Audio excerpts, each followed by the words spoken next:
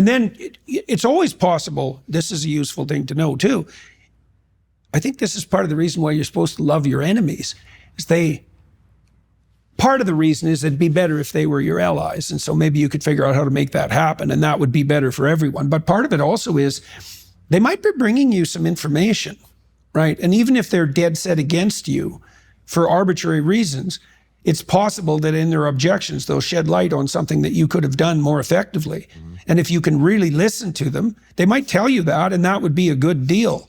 Yep. So, okay, so you used a question approach, right? And you said it had to be earnest. How did you figure out that it had to be earnest?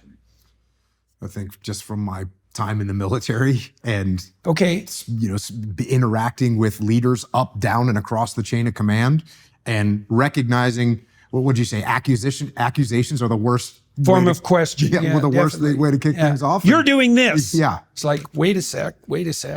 Are you doing this? That's better. Yeah. That's easier. Same information conveyed, a little bit less, much less likely to put the person on the defensive. Yeah. All you have to do is, when you're a young 20-year-old SEAL, all you have to do is instigate the ego of one senior commander one time, and you go, that didn't seem to work real well. No, especially the first time they meet you. Yeah, that's a really bad idea.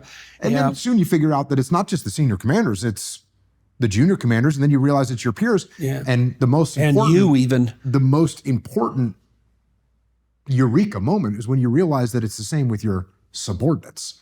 That your subordinate doesn't want to get told what to do. No. They want to get asked their opinion, and they want to, and you have to listen to it earnestly and say, maybe that does make more sense. Yeah. They want to get invited along on an adventure. Exactly. Yeah, that's the best thing to set up if you can manage that. Yes. And you can, if the people that you're dealing with are dealing in good faith, you can manage that. But if the people that you're dealing with are not dealing in good faith, that's still often the best approach. Yep.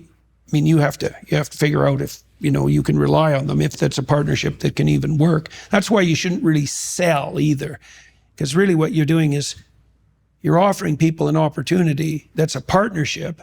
And if they're not interested, you don't want them as a customer, because they're not going to be satisfied anyways. No. And the last thing you need is a dissatisfied customer.